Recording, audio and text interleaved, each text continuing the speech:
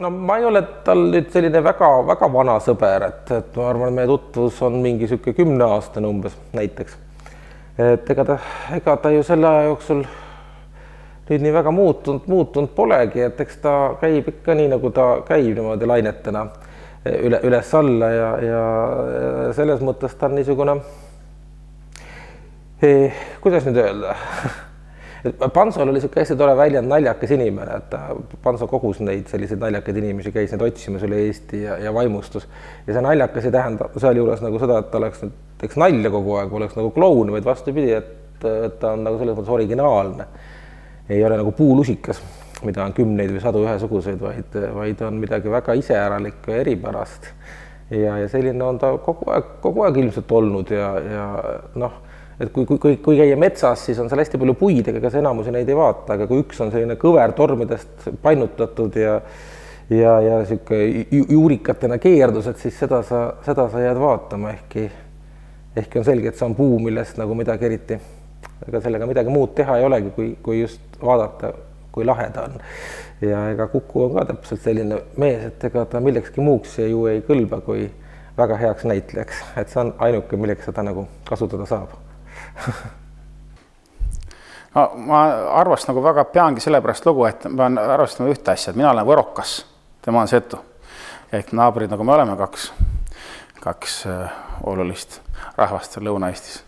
Et Arvol on see selline setu ehedus kõik olemas, et ta on Arvo oma värvika elukäiguga, mis on ta läbi kogenud ja mis filmides on ta mänginud ja mida ta kõik on elust näinud, aga temas on see setu ehedus, mida ma kusagil seal setu poe taga või setu külamajas sellise koha peal elava naturaalse setu puhul kohtan, et see on äärmiselt võluv, et Arvos on see selline setu ehedus kõik olemas. No kuule, ma kohtusin Kukuga televiisori kaudu ja no ikka selles kuulsas Karikakra mängus, et ma mäletan täpselt seda, ma olin nii noor, kuigi muuseas me oleme Kukuga sama vanused. Et noh, las igaüks mõtleb ise nüüd järele, kumb on noor ja kumb on vana, aga ikkagi see Karikakra mäng ja see mustlane ja see noor poiss ja see tätoveering ja ma olen nüüd hiljem ka seda filmi vaadanud ja see on nagu... See on üks mu lemmikutest, aga seal ma nägin teda esimest korda. Ja kas siis mina oleks osanud arvata, et mina olen kunagi Kukumäega sõber või selline kamraad, noh, eesti keeles see sõber võib-olla tähendab enamat, eks ole, et sa oled nagu väga lähedane. Me väga lähedased ei ole, aga kamraadid oleme kindlasti. Ja meil on perioode, kus me näeme teineteist väga tihti ja siis on väga pikki perioode, kus me üldse ei näe ja siis ta mulle käib vahel närvidele, sest tal on väga palju tuttavaid Postimehes Maakri tänaval ja ta käib nendel külas ja siis loomulikult ja kui ta külas käima hakkab, siis ta käib iga päev, sest jutud jäävad ju pooleli, kõigil on hästi kiire ja siis ta tuleb uuesti ja on nagu selline nagu takjas, aga samas ta on nagu nii tore, sellepärast, et üheks hetkeks nagu see maailm natuke nagu nihkub nagu paigast, me oleme nii omas mullis seal kõik, siis ta tuleb, ta on nii rahulik, ta on nii chill, ta elab sellist rantieelu ja noh, ta elab praegu sellist elu, millest nagu ma nii kohutavalt kadestan teda. Ma tahaksin elada tema elu, ma tahaks, et ma saaks sama palju reisidest, ta ainult reisib, siis ta tuleb reisidelt ja ta räägib neid imelisi lugusid ja siis ta läheb joob kohvi rahulikult ja siis ta lihtsalt jalutab ja siis ta läheb ostab uusi riideid ja miks ja ometi me oleme samaealised, miks mina ei või sellist chilli elu elada, nagu elab Kukumägi? Ma ei suutnudki meenutada seda, kuidas ma Kukuga üldse tuttavaks sain, aga ühel hetkel me olime tuttavad ja ikka ma ei oskagi midagi muud öelda, kui see on mingi selline inimeste vaheline äratundmine. Millel on väga palju, eks ole, tahkasid, üks on muusikaline maitse kirjandus. Arvos on säilinud selline väga kena, väga arhailine setu keel, mida ta räägib. Et see on mõnevõrra erinevam kui võru keel on võib-olla mõnevõrra rafineeritum, aga Arvo selline rafineeritud setu keel, et see on nauding omaette. Mul koduküla naistrahvas, Kääperini Ene. kes on 65. aastast saati Tallinnan elänyt. Ja lugesi lehest, että olemme Arvoga siin Tallinnan olemme naabrimehe. Ja siis tal tuli miilde, että Imä ja Esaman käyvät Pottisetto, ja Pottisetto olivat Kukumäe nimega. Ja ne olivat väga tubli inimesi on. Ja siis oli nii olnud, että Kukumäe nimellinen Pottisetto oli siis Navikülämiist. Oli ka endale Setomaale külla kutsunut, ja Setomaal oli Navikülämiist Kääpärini Pauli. Väga ilosta vasta võetu. Ja tütrel Enel oli väga hää miil, et kaiku illos saane mälestus oli, et äkki ta ongi Arvo Imä ja Esa. Siis ma Arvole helisti, Arvokene, kullakene, ütle, kas sul Esa ja vanaisa oma Pottiset on? Jah, oma küll Pottiset on, käivä müüdä Eestit ringi, igal puhul võeti hästi vasta ja tõesti kutsavaga Naviküla rahvast nendele külla. Et saane kontakt Arvo esivanempatega, mis on Miküla inimestel olnud juba ütleme koskegi 7-80 aastat tagasi. Minu jaoks on Arvo selline, ta on nagu avatud raamat ja siis ta on nagu täiesti müstiline inimene. Aga ta oleks nagu mu pereliige, mul ei ole nagu ebamugav, aga mitte millestki, absoluutselt mitte millestki või siis kõigest rääkida. Ehk siis me võime rääkida väga labastel teemadel, väga sellistel allapoole vöödteemadel, aga mus ei tekita see kõhedust, see ei tekita ebameeldivust. Ja samas me võime rääkida filmidest, raamatutest, nagu ma ütlesin, reisidest, no ühesõnaga nagu ühest äärmusest teise. Ehk siis ta on ikka selline, ta on ikka elunäitleja, ta on nagu, minu jaoks ta on nagu raamat, et kuigi ma nagu kujutan ette, et ma tean tast kõik ja ma tean, mis ta nüüd jälle selle asja kohta ütleb või sellest räägib. Ei, iga kord ta nagu avab ennast kuskist uuest küljest või uus uks avaneb Kukus. Ja pluss ma ei saa aru, kuidas ta on nii sügavas poris olnud ja sellistes aukudes püherdanud ja peksa saanud ja kuidas ta sealt on välja roninud ja kuidas ta on suutnud nii normaalseks inimeseks jääda, täiesti müstiline. No muidugi see tohutu karisma on esimene asi, mida kõik tema juures panevad tähele, aga see ei ole muidugi see, mille peale sõprust või miks sõbraks saada. Ma arvan, see on ikka selline mingi olemuslik hingesoojus, ma arvan, on seal ja ka mingi selline mingi äratundmine, nagu ikka inimeste vahel on, et kes ei oska neid sõnastada neid asju, aga ma arvan, et selline soojus ja muidugi see ikka see vürtsi on ju seal kõvasti, nagu me kõik teame. No eks ta ongi ikka filminäitleja, sest et teatrinäitlejaks olemine nõuab ka natuke seda, et sa pead olema selline natuke sirge puu, mida on nagu võimalik laduda riita, eks ole, et kui sa oled väga krussis ja keerdused, siis sa nagu teatrisse ei passi ja Kuku ongi sealt alati nagu kuidagi jalga lasknud või mingitel muudel põhjustel lahkunud, et kinos seda nagu sobitub paremini, et seal on siis võimalik tema ümber ehitada mingit maailma ja eks ta on igas filmis huvitav, et eks ta ju võimsalt tuli tegelikult, et need noorepõlve rollid on tal ikkagi väga uhked ja ka see, et need hilisemad, et ma mäletan teda näiteks see oli vist üks Arvo Iho, ei, see oli Jüri Sillarti film, jah, ma mäletan, mis selle pealkiri oli, ta mängis mingit, film kõneles küüditamisest, see oli Äratus oli vist selle nimi, jah, ta mängis mingit uusmaa saajat, kes tööd liha tappis ja liha hankis ja sea tapmise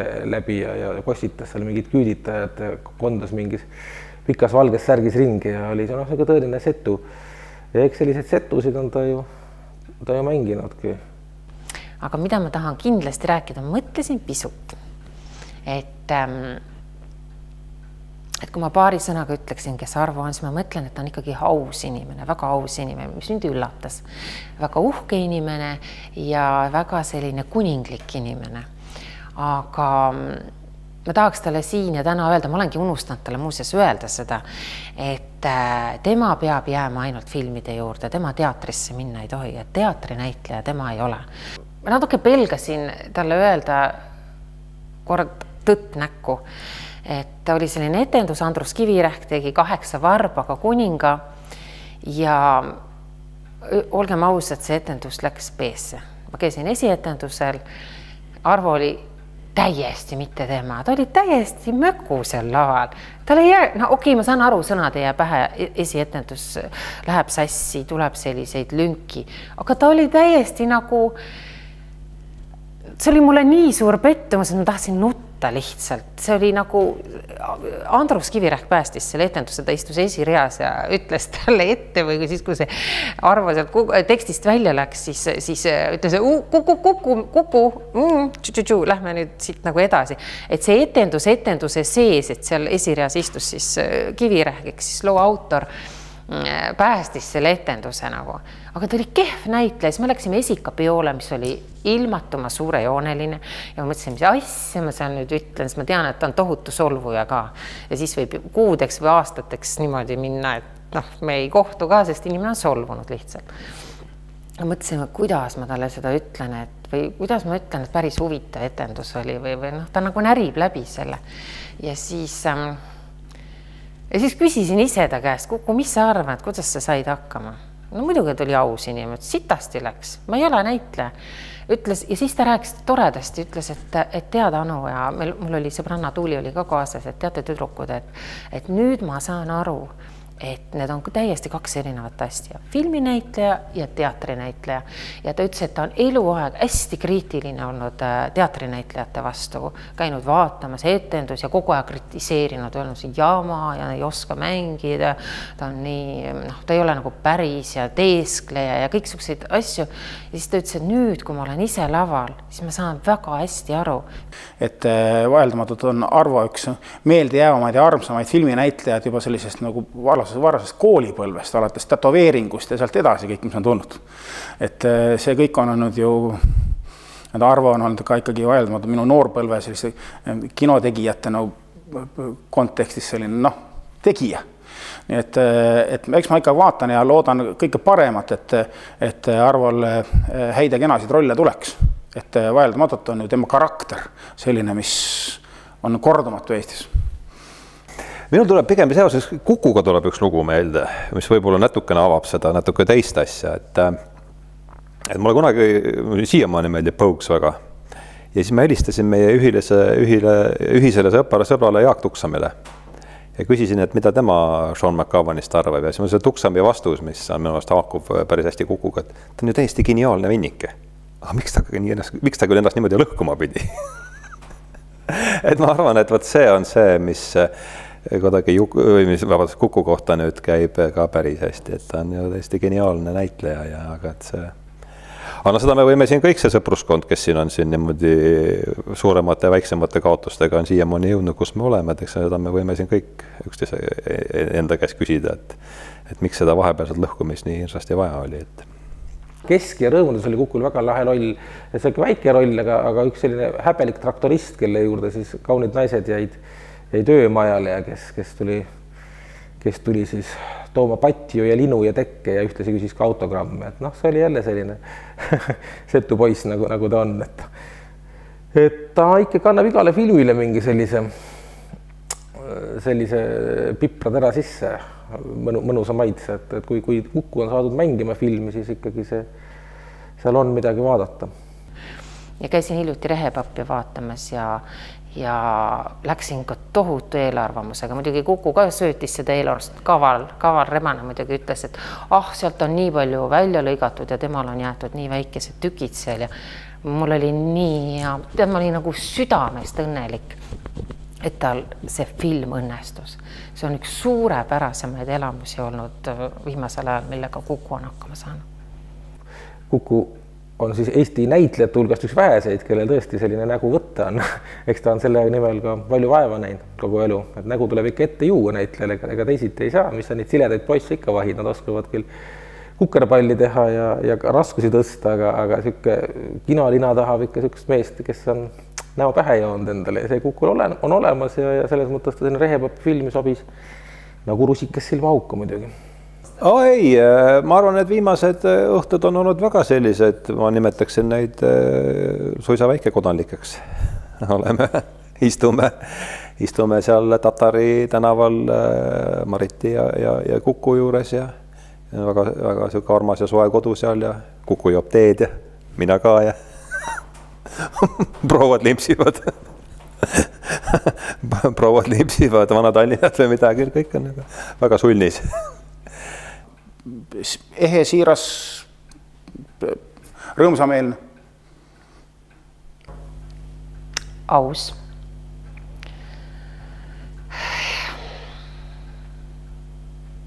Kuri.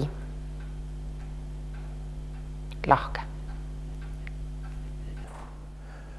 Karisma, hingesoojus ja ma arvan tarkus. Selline omalaadne.